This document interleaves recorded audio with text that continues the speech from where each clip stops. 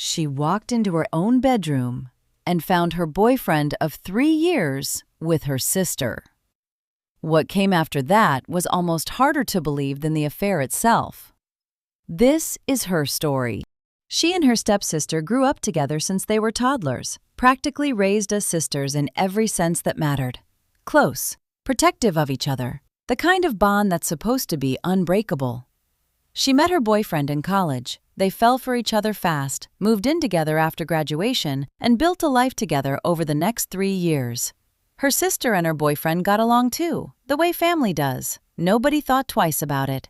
Then one ordinary afternoon, she walked into her own bedroom and found them together.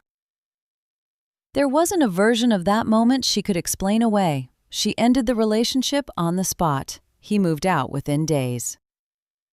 Her sister apologized at first, said all the right things. Then, slowly, the apologies stopped. About a week later, her sister called and asked to meet up. She assumed it was to talk things through, maybe try to repair what was left of their relationship.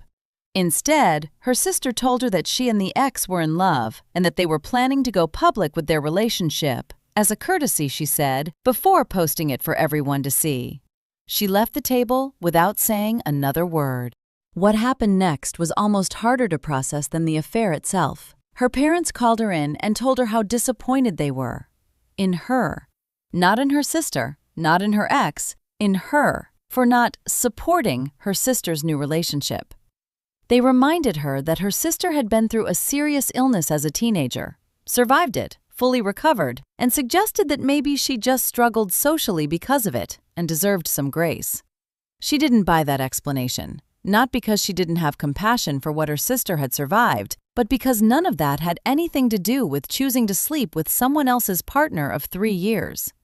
She wasn't jealous that he'd picked her sister over her. She was devastated that her sister had chosen him at all, knowing exactly what it would do to her.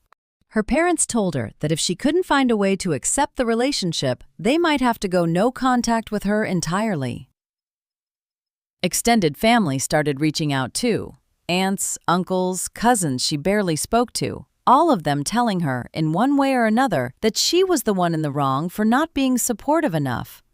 She says it felt like the entire family had quietly decided which version of the story was easier to live with, and it wasn't the version where her sister had done something wrong.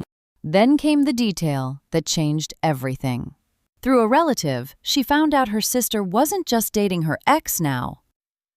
She was 4 months pregnant, which meant the timeline didn't add up the way everyone had been implying.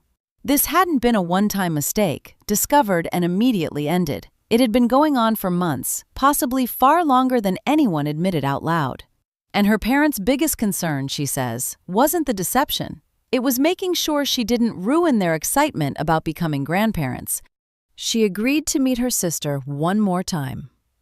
Sitting across from her, she finally got a version of the truth and an ask. Her sister wanted her to stay close, wanted her eventually to be part of the baby's life. She made a decision instead. She told her sister she couldn't do that, couldn't be the person who got slowly absorbed back into her life around the edges, expected to smile through family events for the sake of peace. She told her parents the same thing, that she felt betrayed, not just by the affair, but by how quickly they'd decided her feelings were the inconvenient ones. She chose to step back from the family relationships that asked her to pretend this was fine. She says she misses pieces of her old life, the version where she still talked to her parents every week, the version where her sister was simply her sister, nothing more complicated than that. But she doesn't regret protecting her own peace. She says some loyalty only goes one direction if you let it, and she stopped letting it.